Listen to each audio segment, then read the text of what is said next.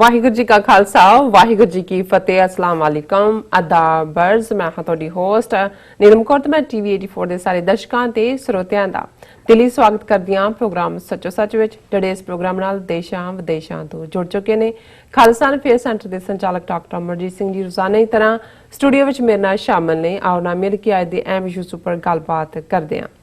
ਜੀ ਡਾਕਟਰ ਸਾਹਿਬ ਵਾਹਿਗੁਰੂ ਜੀ ਕਾ ਖਾਲਸਾ ਵਾਹਿਗੁਰੂ ਜੀ ਕੀ ਫਤਿਹ। ਜੀ ਡਾਕਟਰ ਸਾਹਿਬ ਜੀ ਆਇਆਂ ਨੂੰ ਪ੍ਰੋਗਰਾਮ ਸੱਚੋ ਸੱਚ ਵਿੱਚ ਬਹੁਤ ਸ਼ੁਕਰੀਆ ਜੀ। ਡਾਕਟਰ ਸਾਹਿਬ ਅੱਜ 10 ਅਕਤੂਬਰ 2019 2600 ਨਾਨਕਸ਼ਾਹੀ ਸੰਮਤ 551 ਦਾ ਦਿਨ ਹੈ ਤੇ ਡਾਕਟਰ ਸਾਹਿਬ ਪ੍ਰੋਗਰਾਮ ਸ਼ੁਰੂ ਕਰਨ ਤੋਂ ਪਹਿਲਾਂ ਅਸੀਂ ਆਪਣੇ ਦਰਸ਼ਕਾਂ ਤੇ ਸਰੋਤਿਆਂ ਨੂੰ ਹਮੇਸ਼ਾ ਤਰ੍ਹਾਂ ਦਾ ਸੀ ਵਿਊਅਰਸ, ਜੇ ਤੁਸੀਂ ਹੱਕ ਸੱਚ ਇਨਸਾਫ ਤੇ ਪੈਰਾ ਦਿੰਦਾ ਇੱਕੋ ਇੱਕ ਚੈਨਲ ਟੀਵੀ 84 ਨੂੰ ਦੇਖਣਾ ਚਾਹੁੰਦੇ ਹੋ ਤਾਂ ਤੁਸੀਂ ਦੇਖ ਸਕਦੇ ਹੋ ਸਪੈਕਟਰਮ ਕੇਬਲ, ਆਰਸੀਐਨ ਕੇਬਲ, ਬੈਲਫਾਵ cable in Canada, roku, Jadoo box, ਸ਼ਾਵਾ, ਫੇਸਬੁੱਕ, TV 84 ਦੀ ਐਪ ਰਾਹੀਂ online streaming and IP box ਤੇ ਤੁਸੀਂ TV 84 ਨੂੰ ਦੇਖ ਸਕਦੇ ਹੋ। ਵਿਊਅਰਸ, ਜੇ ਤੁਸੀਂ TV 84 ਨਾਲ ਜਾਂ ਪ੍ਰੋਗਰਾਮ ਸੱਚੋ ਸੱਚ ਨਾਲ ਫੇਸਬੁੱਕ ਰਾਹੀਂ ਜੁੜੇ ਹੋ ਤਾਂ ਇਸ ਨੂੰ ਵੱਧ ਤੋਂ ਵੱਧ ਲਾਈਕ ਕਰੋ ਤੇ ਸ਼ੇਅਰ ਕਰੋ ਅਤੇ ਨਾਲ ਹੀ YouTube ਤੇ ਸਬਸਕ੍ਰਾਈਬ ਵੀ ਕਰੋ। ਇਹ ਵੀ ਦੱਸ ਦਈਏ ਕਿ ਤੁਸੀਂ TV 84 ਦੀ ਐਪ ਨੂੰ ਐਂਡਰੋਇਡ ਐਂਡ ਐਪ ਸਟੋਰ ਤੇ ਡਾਊਨਲੋਡ ਕਰਕੇ ਜੋ TV 84 ਦੀ ਲਾਈਵ ਸਟ੍ਰੀਮ ਹੈ ਉਸ ਨੂੰ ਤੁਸੀਂ 24 ਆਵਰਸ ਦੇਖ ਸਕਦੇ ਹੋ। ਵਿਊਅਰਸ, ਹੁਣ ਅਸੀਂ ਆਪਣੇ ਪ੍ਰੋਗਰਾਮ ਦੀ ਸ਼ੁਰੂਆਤ ਕਰਾਂਗੇ ਅੱਜ ਦੇ ਪਹਿਲੇ ਅਹਿਮ ਇਸ਼ੂ ਦੇ ਨਾਲ। ਡਾਕਟਰ ਸਾਹਿਬ ਮੇਰੇ ਨਾਲ ਹਾਜ਼ਰ ਨੇ, ਅਸੀਂ ਉਹਨਾਂ ਤੋਂ ਉਹਨਾਂ ਦੇ ਵਿਚਾਰ ਪੁੱਛਦੇ ਹਾਂ। ਅਸੀਂ ਚਾਹਾਂਗੇ ਕਿ ਤੁਸੀਂ ਸਾਡੇ ਨਾਲ ਇਸੇ ਤਰ੍ਹਾਂ ਹੀ ਸ਼ੁਰੂ ਤੋਂ ਲੈ ਕੇ ਐਂਡ ਤੱਕ ਜੁੜੇ ਰਹਿਣਾ। Thank you so much. ਜੀ ਡਾਕਟਰ ਸਾਹਿਬ ਕੀ ਕਹਿਣਾ ਚਾਹੋਗੇ? ਦੇਖੋ, ਸਭ ਤੋਂ ਪਹਿਲਾਂ ਤਾਂ ਅਸੀਂ ਆਪਣੇ ਉਹਨਾਂ ਸਾਰੇ ਦਰਸ਼ਕਾਂ ਸਰੋਤਿਆਂ ਦਾ ਸ਼ੁਕਰੀਆ ਅਦਾ ਕਰਦੇ ਹਾਂ ਜਿਨ੍ਹਾਂ ਨੇ ਪਿਛਲੇ ਦਿਨੀ ਸਲੀਮ ਮਲਕ ਜੀ, ਜਿਹੜੇ ਕਿ ਜਿੱਥੇ ਕਸ਼ਮੀਰੀ ਕੌਜ਼, ਪਾਕਿਸਤਾਨੀ ਭਰਾਤਰੀ ਭਾਵ ਔਰ ਸਿੱਖਾਂ ਦੇ ਨਾਲ ਸਾਂਝ ਦੇ ਇੱਕ ਪਿੱਲਰ ਸਨ, ਉੱਥੇ ਸਾਡੇ TV 84 ਪਰਿਵਾਰ ਦਾ ਇੱਕ ਅਹਿਮ ਹਿੱਸਾ ਸਨ। ਉਹਨਾਂ ਦਾ ਵਿਛੋੜਾ ਔਰ ਉਸ ਨੂੰ ਕਿਵੇਂ ਸਾਡੇ ਦਰਸ਼ਕਾਂ ਨੇ ਕਿਸ ਸ਼ਿੱਦਤ ਨਾਲ ਮਹਿਸੂਸ ਕੀਤਾ ਹੈ, ਇਹ ਮੈਂ ਪਿਛਲੇ 3 ਦਿਨਾਂ ਤੋਂ ਜਿਵੇਂ ਲਗਾਤਾਰਤਾ ਦੇ ਨਾਲ ਜਿਹੜੀਆਂ ਸਾਨੂੰ ਕਾਲਸ ਔਰ ਫੇਸਬੁੱਕ ਮੈਸੇजेस ਨੇ ਉਸ ਤੋਂ ਅੰਦਾਜ਼ਾ ਲੱਗਦਾ ਹੈ ਕਿ ਉਹਨਾਂ ਨੇ ਕਿੰਨਾ ਪਿਆਰ ਜਿਹੜਾ ਹੈ ਉਹ ਆਪਣੇ ਲਈ, ਉਹਨਾਂ ਦੇ ਨਿਸ਼ਕਾਮ ਇਸ ਕੰਮ ਦੇ ਲਈ ਸਾਡੇ ਵੀਰਾਂ ਭੈਣਾਂ ਦੇ ਦਿਲਾਂ ਦੇ ਵਿੱਚ ਉਹਨਾਂ ਨੇ ਪੈਦਾ ਕੀਤਾ ਸੀ। ਸੋ ਹਰ ਇੱਕ ਦਾ ਇਹ ਮੈਸੇਜ ਦਾ ਜਵਾਬ ਦੇਣਾ ਸਮਾਂ ਸੀਮਾ ਕਰਕੇ, ਬਾਕੀ ਰੁਝੇਵਿਆਂ ਕਰਕੇ ਸੰਭਵ ਨਹੀਂ ਹੈ। ਅਸੀਂ ਸਭ ਦਾ ਜਿਹੜਾ ਹੈ ਸ਼ੁਕਰੀਆ ਅਦਾ ਕਰਦੇ ਹਾਂ। ਅੱਜ ਹੀ ਸਗੋਂ ਸੁਰਿੰਦਰ ਸਿੰਘ ਜਿਹੜੇ ਬਹੁਤ ਖੂਬਸੂਰਤ ਮੈਸੇਜ ਲਿਖਦੇ ਨੇ, ਹਮੇਸ਼ਾ ਹੀ ਬੜਾ ਬੌਧਿਕ ਪੱਧਰ ਦਾ, ਇੰਟੈਲੈਕਚੁਅਲ ਲੈਵਲ ਦਾ ਉਹਨਾਂ ਦਾ ਰਾਈਟ ਅਪ ਹੁੰਦਾ ਹੈ। ਉਹਨਾਂ ਨੇ ਵੀ ਪਰਸਨਲੀ ਨੰਬਰ ਲੈ ਕੇ ਕਾਲ ਕੀਤਾ ਔਰ ਹੋਰ ਵੀ ਬਹੁਤ ਸਾਰੇ, ਮੈਂ ਕਿਹਦਾ ਮੈਂਸ਼ਨ ਕਰਾਂ, ਸੋ ਮੈਂ ਸਭ ਦਾ ਕਲੈਕਟਿਵ ਸ਼ੁਕਰੀਆ ਅਦਾ ਕਰਦਾ। ਔਰ ਮੈਂ ਇਹ ਵੀ ਦੱਸਦੇ ਹਾਂ ਕਿ ਅੱਜ ਹੀ ਪਾਕਿਸਤਾਨੀ ਅਮਰੀਕਨ ਥਿੰਕ ਟੈਂਕ ਵੱਲੋਂ ਜਿਹੜਾ ਸਾਨੂੰ ਮੈਸੇਜ ਮਿਲਿਆ, ਉਹਦੇ ਬੁੱਧਵਾਰ ਨੂੰ ਮਲਕ ਸਾਹਿਬ ਦੀ ਯਾਦ 'ਚ ਟੇਸਟ ਆਫ ਲਾਹੌਰ ਰੈਸਟੋਰੈਂਟ ਦੇ ਵਿੱਚ ਸ਼ਾਮ ਨੂੰ 5 ਵਜੇ ਸ਼ੋਕ ਸਮਾਗਮ ਹੋਏਗਾ। ਉਹਦੇ 'ਚ ਅਸੀਂ ਵੀ ਪਾਰਟਿਸਿਪੇਟ ਕਰਾਂਗੇ ਔਰ ਅਸੀਂ ਪਹਿਲਾਂ ਇਸ ਲਈ ਦੱਸਿਆ ਕਿ ਡੇਟ ਜਿਹੜੀ ਹੈ, ਜਿਹਨੂੰ ਇੱਥੇ ਪਹਿਲਾਂ ਨੋਟਿਸ ਭੇਜਦੇ ਨੇ ਕਿ ਸੇਵ ਡੇਟ, ਕਿ ਵੀ ਤੁਸੀਂ ਮਾਰਕ ਕਰ ਲਓ। ਬਹੁਤ ਵਾਰ ਸਾਨੂੰ ਇਹ ਲਿਖਤਾਂ ਵੀ ਮਿਲੀਆਂ ਜਾਂ ਜਦੋਂ ਫੇਸਬੁੱਕ ਤੇ ਲਾਈਵ ਮੈਸੇजेस ਹੁੰਦੇ ਨੇ, ਸਾਡੇ ਪਾਕਿਸਤਾਨੀ ਭਰਾ ਭੈਣਾਂ ਖਾਸ ਤੌਰ ਤੇ ਜਾਣਨਾ ਚਾਹੁੰਦੇ ਨੇ ਵੀ ਇਹ ਹਿੰਦੂਤਵਾ ਜਿਹੜਾ ਅੱਜ ਲਫ਼ਜ਼ ਇਸਤੇਮਾਲ ਹੁੰਦਾ ਹੈ ਕੀ ਹੈ ਔਰ ਇਹ ਹਿੰਦੂਤਵਾ ਦੀ ਵਿਚਾਰਧਾਰਾ ਕੀ ਹੈ। ਹਾਲਾਂਕਿ ਜਦੋਂ ਪ੍ਰਾਈਮ ਮਿਨਿਸਟਰ ਇਮਰਾਨ ਖਾਨ ਹੋਰਾਂ ਨੇ UN ਜਨਰਲ ਅਸੈਂਬਲੀ ਦੀ ਆਪਣੀ ਸਪੀਚ ਦੇ ਵਿੱਚ ਜਿਹੜਾ ਇਸ ਹਿੰਦੂਤਵਾ ਦੀ ਵਿਚਾਰਧਾਰਾ, ਭਾਰਤ ਦੇ ਜਿਹੜੇ ਰੂਲਰ ਨੇ ਇਹਨੂੰ ਨਾਜ਼ੀ ਵਿਚਾਰਧਾਰਾ ਦੇ ਨਾਲ ਇਸ ਦਾ ਕੰਪੈਰੀਜ਼ਨ ਕੀਤਾ ਹੈ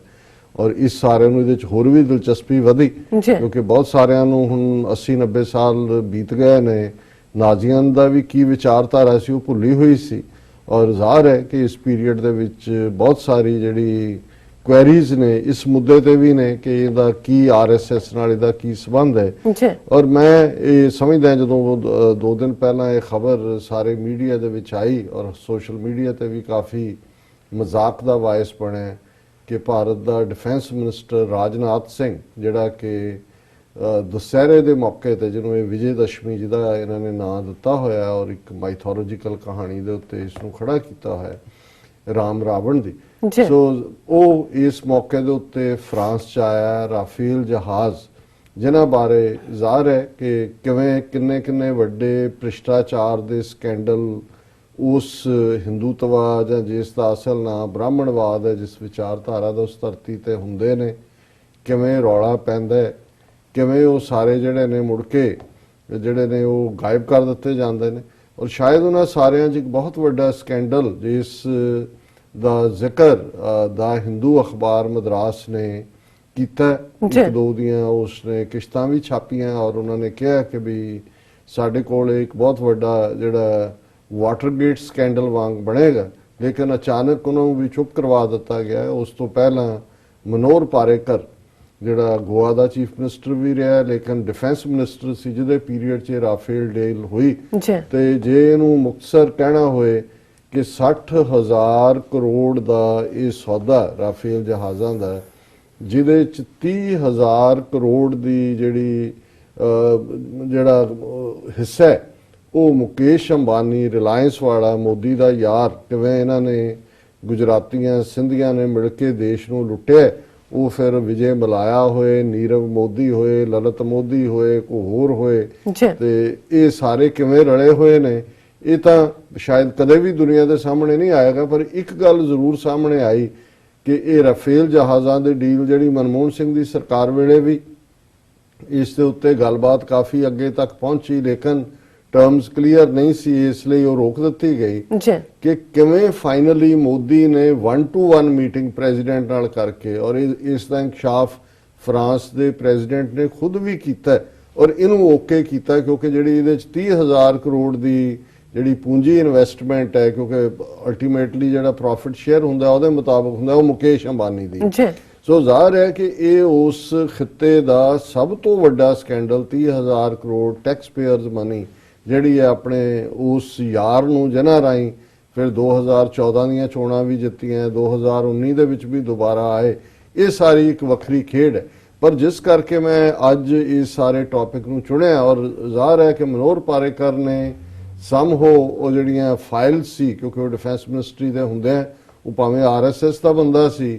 ਲੇਕਿਨ ਕਿਤੇ ਨਾ ਕਿਤੇ ਕੋਈ ਨਾ ਕੋਈ ਜਦੋਂ ਬੰਦੇ ਨੂੰ ਲੱਗਦਾ ਹੁੰਦਾ ਕਿ ਭਾਈ ਇੱਕ ਪਾਸੇ ਅਸੀਂ ਦੇਸ਼ ਦੇ ਨਾਂ ਥੱਲੇ ਜਾਂ ਇੱਕ ਸਮਾਜ ਦੇ ਨਾਂ ਥੱਲੇ ਕਿਸ ਕਿਸਮ ਦਾ ਸੌਦਾ ਵੇਚਦੇ ਆ, ਪਰ ਇਹ ਤਾਂ ਜਿਹੜਾ ਭ੍ਰਸ਼ਟਾਚਾਰ ਹੈ ਇਹ ਤਾਂ ਸਭ ਨੂੰ ਡਿਸਟਰੋਏ ਕਰਦਾ ਹੈ, ਔਰ ਕਿਸ ਲੈਵਲ ਤੱਕ ਇਹ ਭ੍ਰਸ਼ਟ ਨੇ। ਸੋ ਮੈਨੂੰ ਇਹ ਹਮੇਸ਼ਾ ਕੋਈ ਸਬੂਤ ਤਾਂ ਨਹੀਂ ਹੁੰਦੇ, ਪਰ ਮੇਰੀ ਇਹ ਹੰਚ ਹੈ ਕਿ ਵੀ ਇਹ ਸਾਰਾ ਜਿਹੜਾ ਉਹਦਾ ਡਿਫੈਂਸ ਮਿਨਿਸਟਰੀ ਨੂੰ ਛੱਡਣਾ ਵੀ ਸੀ, ਫਿਰ ਉਹਦਾ ਜਾ ਕੇ ਵਾਪਸ ਚੀਫ ਮਿਨਿਸਟਰ, ਔਰ ਉਹ ਕਿਹਨਾਂ ਹਾਲਾਤਾਂ 'ਚ ਕੈਂਸਰ ਕਰਕੇ ਭਾਵੇਂ ਮਰਨ ਦੀ ਗੱਲ ਆਈ। ਲੇਕਿਨ ਜਦੋਂ ਤੁਸੀਂ ਏਜੰਸੀਆਂ ਦੇ ਵੱਡੇ ਵੱਡੇ ਨੈਟਵਰਕ ਦੇਖਦੇ ਹੋ ਔਰ ਤੁਸੀਂ ਦੇਖਦੇ ਹੋ ਵੀ ਕਿਵੇਂ ਸਾਇਲੈਂਟ ਕਰਵਾ ਦਿੱਤਾ ਜਾਂਦਾ ਹੈ, ਜਿਵੇਂ ਪਿਛਲੇ ਦਿਨਾਂ 'ਚ ਆਇਆ ਕਿ ਕਿਉਂ, ਔਰ ਜਦੋਂ ਡੀਕਲਾਸੀਫਾਈਡ ਡਾਕੂਮੈਂਟ ਹੁੰਦੇ ਨੇ ਕਿ ਕਿਵੇਂ ਯੂਰਪੀਅਨ ਯੂਨੀਅਨ ਔਰ ਅਮਰੀਕਾ ਨੇ ਸਾਜ਼ਿਸ਼ ਕਰਕੇ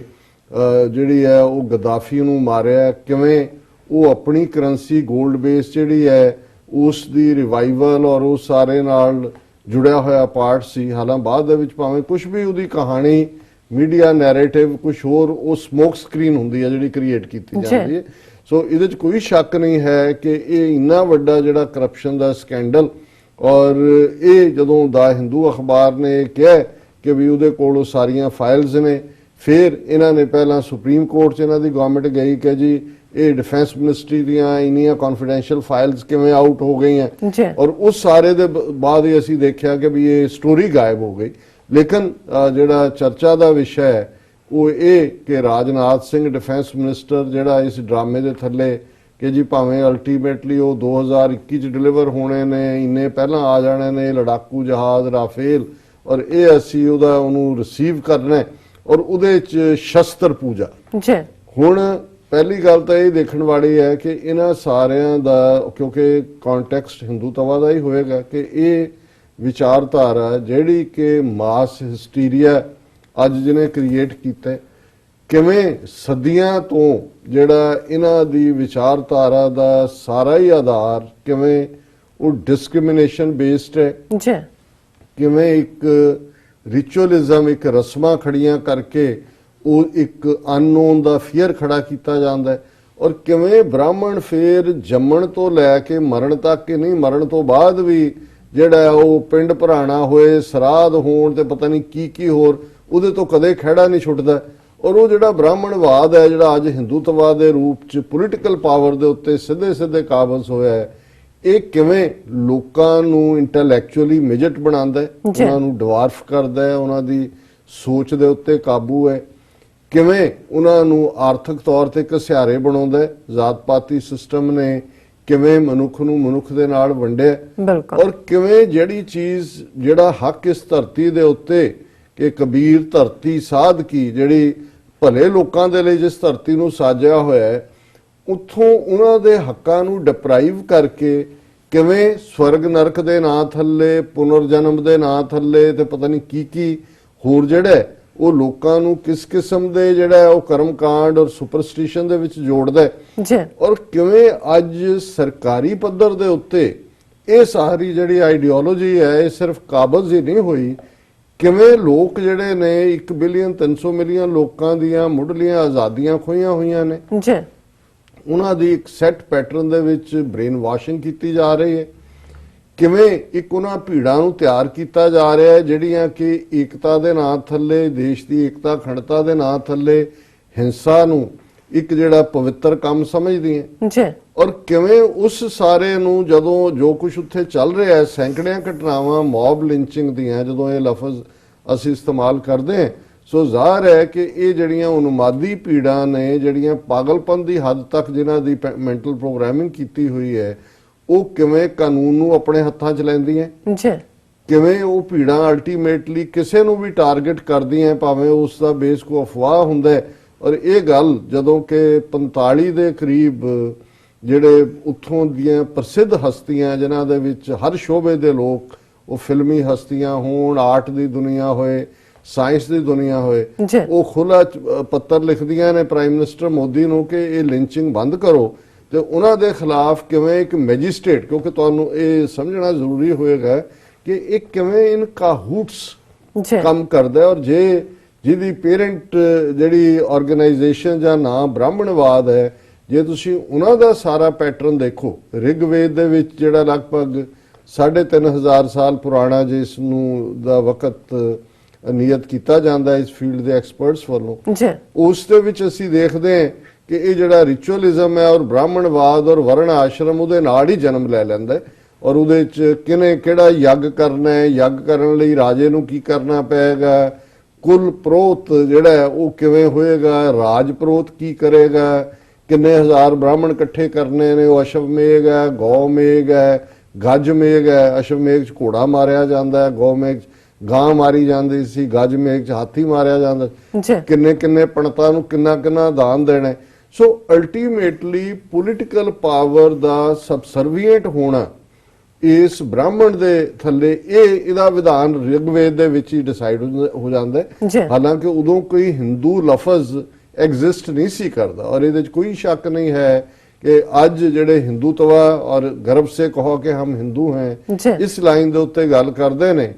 ਇਹੀ ਇਹਨਾਂ ਦੇ ਜਿਹੜੇ ਵਡੇਰੇ ਕੋ ਬਹੁਤ ਪੁਰਾਣੇ ਵਡੇਰੇ ਨਹੀਂ, 19ਵੀਂ ਸਦੀ ਦੇ ਵਿੱਚ ਹੀ ਅਸੀਂ ਤੁਸੀਂ ਦੂਸਰੇ ਅੱਧ ਦੇ ਵਿੱਚ ਦਿਆਨੰਦ, ਇੱਕ ਉਹ ਗੁਜਰਾਤ ਦਾ ਸ਼ਰਾਰਤੀ ਬੰਦਾ ਸਾਰਸਵਤ ਬ੍ਰਾਹਮਣ, ਜਿਸ ਗੁਜਰਾਤ ਨੇ ਗਾਂਧੀ ਵਰਗਾ ਭੇਖੀ ਜੰਮਿਆ, ਪਟੇਲ ਵਰਗਾ ਸ਼ਰਾਰਤੀ ਜੰਮਿਆ, ਇਹ ਅਮਿਤ ਸ਼ਾਹ ਔਰ ਮੋਦੀ ਦੀ ਇਹ ਸੀਰੀਅਲ ਕਿਲਰ ਜੋੜੀ ਦਿੱਤੀ ਹੈ, ਉਸੇ ਗੁਜਰਾਤ ਦੇ ਵਿੱਚ ਹੀ ਇਹ ਦਿਆਨੰਦ ਹੋਇਆ,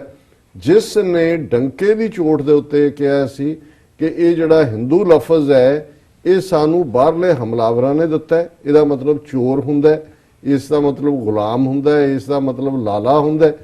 ਇਸ ਦਾ ਇਸਤੇਮਾਲ ਨਾ ਕੀਤਾ ਜਾਏ। ਅਸੀਂ ਆਰੀਆ ਹਾਂ ਔਰ ਅਸੀਂ ਆਰੀਆਂ ਦੀ ਸੰਤਾਨ ਹੈ, ਇਸ ਦੇਸ਼ ਦਾ ਨਾਮ ਵੀ ਆਰੀਆ ਵਰਤ ਹੈ, ਇਸ ਲਈ ਉਹਨੇ ਜਿਹੜੀ ਸੰਸਥਾ ਫਾਊਂਡ ਕੀਤੀ ਉਹਦਾ ਨਾਮ ਉਹਨੇ ਆਰੀਆ ਸਮਾਜ ਰੱਖਿਆ। ਸੋ ਇਹ ਗੱਲ ਸਮਝਣੀ ਜ਼ਰੂਰੀ ਹੈ ਕਿ ਹਿੰਦੂ ਲਫ਼ਜ਼ ਨਾ ਵੇਦਾਂ, ਨਾ ਸ਼ਾਸਤਰਾਂ, ਨਾ ਉਪਨਿਸ਼ਦਾਂ, ਨਾ ਈਵਨ ਪੁਰਾਣਾਂ ਦੇ ਵਿੱਚ ਕਿਤੇ ਨਹੀਂ ਮਿਲਦਾ। ਸੋ ਹੁਣ ਇਹ ਵੀ ਇੱਕ ਜਦੋਂ ਅਸੀਂ ਬ੍ਰਾਹਮਣਵਾਦ ਜਾਂ ਹਿੰਦੂਤਵਾ ਜਿਹਨੂੰ ਅੱਜ ਪਪੂਲਰਲੀ ਕਿਹਾ ਜਾਂਦਾ ਹੈ, ਇਸ ਦੇ ਅੱਡ-ਅੱਡ ਸਿੰਪਟਮਸ ਦੇਖਾਂਗੇ ਤੇ ਇਹਨਾਂ ਦੇ ਲਈ ਕੋਈ ਇਖਲਾਕ, ਕੋਈ ਜ਼ਬਾਨ, ਜਿਸ ਨੂੰ ਤੁਸੀਂ ਕਹੋ ਕਿ ਜੀ ਇਹ ਬਚਨ ਕਹਾਣੀ ਤੁਹਾਨੂੰ ਸੁਣਾ ਦੇਣਗੇ, ਰਘੁਬਰ ਰੀਤ ਸਦਾ ਚਲੀ ਆਈ, ਪ੍ਰਾਣ ਜਾਏ ਪਰ ਬਚਨ ਨਾ ਜਾਈ, ਉਹ ਤੁਲਸੀਦਾਸ ਦਾ 16ਵੀਂ ਸਦੀ ਦਾ ਸ਼ਲੋਕ ਸੁਣਾ ਕੇ, ਲੇਕਿਨ ਇਹਨਾਂ ਦੀ ਔਕਾਤ ਇਸ ਗੱਲ ਦੇ ਉੱਤੇ ਟਿਕੀ ਹੋਈ ਹੈ ਕਿ ਝੂਠ,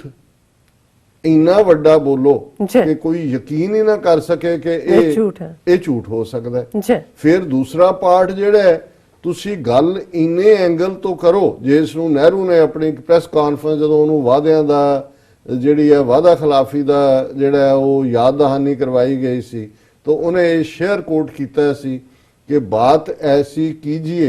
हर बात के 100 पहलू हों,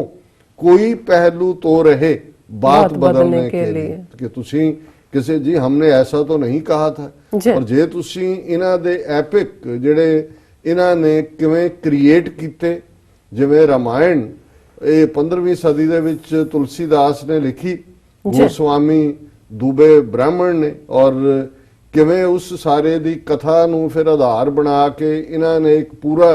ਜਿਹੜਾ ਇਤਿਹਾਸ ਸਿਰਜਣ ਦੀ ਗੱਲ ਉਸ ਮਿਥਿਹਾਸ ਦੇ ਉੱਤੇ ਕੀਤੀ, ਔਰ ਉਹਨੂੰ ਅੱਜ ਇਸ ਲੈਵਲ ਤੱਕ ਲੈ ਆਏ ਨੇ ਕਿ ਕਿਵੇਂ ਸਾਰੇ ਸਾਲ ਦੇ ਕੈਲੰਡਰ ਦੇ ਵਿੱਚ ਜਿਹੜਾ ਉਹ ਸਾਰੇ ਨੂੰ ਫਿੱਟ ਕੀਤਾ ਹੋਇਆ ਹੈ। ਇਸੇ ਤਰ੍ਹਾਂ ਮਹਾਭਾਰਤ ਵੀ ਇੱਕ ਵੱਡਾ ਨਾਟਕ, ਵੱਡੀ ਗੇਮ, ਪਰ ਜੇ ਤੁਸੀਂ ਇਸ ਸਾਰੇ ਨੂੰ ਹੀ ਜਿਹੜੇ ਅੱਜ ਇਹਨਾਂ ਨੇ ਆਪਣੇ ਆਸਥਾ ਦੇ ਗ੍ਰੰਥ ਬਣਾਏ ਹੋਏ ਨੇ, ਜਿਨ੍ਹਾਂ ਨੂੰ ਈਵਨ ਦਿਆਨੰਦ ਨੇ ਜਿਹੜਾ ਆਰੀਆ ਸਮਾਜ ਦੀ ਗੱਲ ਕਰਦਾ ਹੈ, ਟੋਟਲੀ ਰਿਜੈਕਟ ਕੀਤਾ ਹੋਇਆ, ਕਿਉਂਕਿ ਇਸ ਸਾਰੇ ਚੋਂ ਹੀ ਬੁੱਤ ਪ੍ਰਸਤੀ ਇਹਨਾਂ ਨੇ ਕੱਢੀ ਜੀ। ਇਸ ਸਾਰੇ ਚੋਂ ਹੀ ਜਿਹੜਾ ਬਾਕੀ ਸਿਸਟਮ ਹੈ, ਜਿਹੜਾ ਅੱਜ ਹਿੰਦੂਤਵਾ ਦੇ ਨਾਂ ਥੱਲੇ ਜਿਹੜਾ ਹਿੰਦੂ ਧਰਮ ਵੇਚਿਆ ਜਾ ਰਿਹਾ ਹੈ, ਜਿਹਦੇ ਨਾਂ ਥੱਲੇ ਮੰਦਿਰ ਬਣਾਉਣ ਦੀ ਗੱਲ, ਬਾਬਰੀ ਮਸਜਿਦ ਢਾਣ ਦੀ ਗੱਲ, ਗਾਂ ਦੀ ਪੂਜਾ ਦੀ ਗੱਲ ਔਰ ਗਾਂ ਮਾਤਾ ਦੀ ਗੱਲ, ਇਹ ਸਾਰਾ ਜਿਹੜਾ ਹੈ ਇਹ ਕੋਈ ਬਹੁਤ ਪੁਰਾਣਾ ਨਹੀਂ ਹੈ, ਲੇਕਿਨ ਬ੍ਰਾਹਮਣ ਇਸ ਨੂੰ ਇਸ ਢੰਗ ਦੇ ਨਾਲ ਪੇਸ਼ ਕਰਦਾ ਹੈ ਔਰ ਇਸ ਢੰਗ ਦੇ ਨਾਲ ਉਹਨੇ ਵੇਚਿਆ ਕਿ ਜਿਵੇਂ, ਔਰ ਤੁਹਾਨੂੰ ਉਹ ਜਿਵੇਂ ਇੱਥੇ ਤਾਂ ਉਹ ਯੂਟੋਪੀਆ ਕਹਿੰਦੇ ਨੇ, ਇਹ ਵੀ ਬੜਾ ਛੋਟਾ ਜਿਹਾ ਲਫ਼ਜ਼ ਹੈ, ਇਹ ਤੁਹਾਨੂੰ ਉਸ ਫਰਜ਼ੀ ਖਿਆਲੀ ਦੁਨੀਆ ਦੇ ਵਿੱਚ ਲੈ ਜਾਣਗੇ ਜਿਸ ਦੇ ਜਿਹੜੀ ਕਦੇ ਐਗਜ਼ਿਸਟ ਹੀ ਨਹੀਂ ਕਰਦੀ, ਕਦੇ ਐਗਜ਼ਿਸਟ ਨਹੀਂ ਕੀਤੀ, ਔਰ ਉਹਨੂੰ ਕਹੋ ਜੀ ਇਹ ਪ੍ਰਾਚੀਨ ਭਾਰਤ ਦਾ ਗਰਵ, ਇਹ ਸਾਡਾ ਪ੍ਰਾਚੀਨ ਭਾਰਤ, ਉਹਦੇ ਚ ਜਹਾਜ਼ ਵੀ ਉੱਡਦੇ ਸੀ, ਉਹਦੇ ਚ ਜਿਹੜੇ ਨੇ ਗਮਲਿਆਂ ਦੇ ਵਿੱਚ ਜਿਹੜੇ ਨੇ ਉਹ ਟੈਸਟ ਟਿਊਬ ਬੇਬੀਜ਼ ਵੀ ਸੀ, ਐਵੇਂ ਥੋੜੀ ਜੀ ਉਹਨਾਂ ਦਾ ਮਿਨਿਸਟਰ ਕਹਿ ਰਿਹਾ ਕਿ ਜੀ 100 ਬੱਚੇ ਜਿਹੜੇ ਕੌਰਵਾਂ ਨੇ ਜੰਮੇ ਉਹ ਗਮਲਿਆਂ ਦੇ ਵਿੱਚ ਨਿਆਣੇ ਲਾਏ ਸੀ, ਇਹ ਕੋਈ ਕੱਲਾ ਟੈਸਟ ਟਿਊਬ ਬੇਬੀਜ਼ ਦੀ ਗੱਲ ਨਹੀਂ ਸੀ। ਫਿਰ ਤੁਸੀਂ ਦੇਖੋ ਪਲਾਸਟਿਕ ਸਰਜਰੀ ਔਰ ਸਾਇੰਸਦਾਨਾਂ ਦੀ, ਔਰ ਕਿਸ ਬੇਸ਼ਰਮੀ ਦੇ ਨਾਲ, ਔਰ ਉਹਨਾਂ ਸਾਇੰਸਦਾਨਾਂ ਦੀਆਂ ਕਾਨਫਰੰਸਿਸ ਜਾ ਕੇ ਕਹਿਣਗੇ ਜੀ ਦੇਖੋ ਸਾਡੇ ਉਸ ਪ੍ਰਾਚੀਨ ਭਾਰਤ ਦੇ ਵਿੱਚ ਕਿਵੇਂ ਪਲਾਸਟਿਕ ਸਰਜਰੀ ਸੀ, ਕਿ ਵੀ ਹਾਥੀ ਦਾ ਸਿਰ ਕਿਵੇਂ ਬੰਦੇ ਦੇ ਉੱਤੇ ਲਾ ਦਿੱਤਾ। ਹੁਣ ਇਸ ਸਾਰੇ ਨੂੰ ਜਦੋਂ ਫਿਰ ਤੁਸੀਂ ਅਲਾਮਾ ਇਕਬਾਲ ਜਿਹੜਾ ਇੱਕ ਬੜਾ ਸਿਆਣਾ ਦਾਰਸ਼ਨਿਕ ਉਸ ਖਿੱਤੇ ਦਾ ਹੋਇਆ, ਜਿਹਨੇ ਬ੍ਰਾਹਮਣਵਾਦ ਨੂੰ ਸਮਝਿਆ, ਹਾਲਾਂ ਇੱਕ ਸਟੇਜ ਦੇ ਉੱਤੇ ਉਹਨੇ ਵੀ ਜਦੋਂ ਸਮਝਿਆ, ਉਹਨੇ ਵੀ ਗੱਲ ਇੱਥੋਂ ਹੀ ਸ਼ੁਰੂ ਕੀਤੀ ਕਿ ਵੀ ਇਹ ਜਿਹੜਾ ਸਾਡਾ ਬੇੜਾ ਇਸਲਾਮ ਦਾ ਜਿਹੜਾ ਉੱਥੋਂ ਮਿਡਲ ਈਸਟ ਚੋਂ ਉੱਠਿਆ ਔਰ ਸਾਰੇ ਫਤਿਹ ਕਰਦਾ ਕਰਦਾ ਉਹ ਗੰਗਾ ਦੇ ਦਹਾਨੇ ਚ ਆ ਕੇ ਕਿਵੇਂ ਡੁੱਬ ਗਿਆ, ਕਿਵੇਂ, ਔਰ ਉਸ ਚੋਂ ਹੀ ਉਹਦੀ ਫਿਰ ਜਿਹੜੀ ਸੋਚ ਨਿਕਲੀ, ਜਿਸ ਤੋਂ ਜ਼ਾਹਰ ਹੈ ਕਿ ਅਲਟੀਮੇਟਲੀ ਪਾਕਿਸਤਾਨ ਦਾ ਕਨਸੈਪਟ ਨਿਕਲਿਆ, ਜਿਸ ਤੇ ਕਾਇਦੇ ਆਜ਼ਮ ਮੁਹੰਮਦ ਅਲੀ ਜਿਨ੍ਹਾਂ ਨੇ ਇਮਾਰਤ ਉਸਾਰੀ। ਲੇਕਿਨ ਜਦੋਂ ਈਵਨ ਬੁੱਧ ਦੀ, ਹਾਲਾਂ ਕੋਈ ਜਿਹੜਾ ਬੁੱਧ ਦਾ ਥਾਟ ਹੈ ਉਹ ਲੌਜਿਕ ਔਰ ਤਰਕ ਦੇ ਉੱਤੇ ਖੜਾ ਸੀ, ਜਿਹੜਾ ਅੱਜ ਵੀ ਵੈਸਟ ਦੇ ਵਿੱਚ ਜਿਹੜੀ ਫਿਲਾਸਫੀ ਦੇ ਨਾਂ ਥੱਲੇ ਲੌਜਿਕ ਔਰ ਤਰਕ ਇਹੀ ਇਹਨਾਂ ਦਾ ਆਧਾਰ ਬਣਦਾ ਹੈ। ਲੇਕਿਨ ਈਵਨ ਬ੍ਰਾਹਮਣਵਾਦ ਨੇ, ਕਿਉਂਕਿ ਬ੍ਰਾਹਮਣਵਾਦ ਤਾਂ ਅੰਨੀ ਸ਼ਰਧਾ ਦੇ ਉੱਤੇ ਖੜਾ ਕਰਕੇ ਰਿਚੁਅਲਿਜ਼ਮ ਦੇ ਉੱਤੇ ਤੁਹਾਨੂੰ ਇੱਕ ਇਸ ਕਿਸਮ ਦੇ ਵੰਡਰਲੈਂਡ 'ਚ ਉਹਨਾਂ ਨੇ ਪਹੁੰਚਾ ਦੇਣਾ, ਖਿਆਲੀ ਪੁਲਾਵ ਦੇ ਥੱਲੇ, ਕਿ ਤੁਹਾਡੇ ਕੋਲ ਹੋਰ ਕਿਸੇ ਚੀਜ਼ ਨੂੰ ਸੋਚਣ ਦਾ ਟਾਈਮ ਹੀ ਨਹੀਂ ਹੈ। ਬਿਲਕੁਲ। ਔਰ ਤੁਹਾਡੀ ਡੈਸਟੀਨੀ ਕੀ ਹੋਣੀ ਹੈ ਇਹ ਤੁਸੀਂ ਡਿਸਾਈਡ ਨਹੀਂ ਕਰਨਾ, ਇਹ ਤੁਹਾਡੇ ਅੰਦਰ ਨਹੀਂ ਹੋਣਾ, ਉਹ ਤਾਂ ਉਹਨਾਂ ਨੇ ਤੁਹਾਨੂੰ ਦੱਸਿਆ ਕਿ ਵੀ ਕਰਮਾਂ ਦਾ ਫਲ ਹੈ।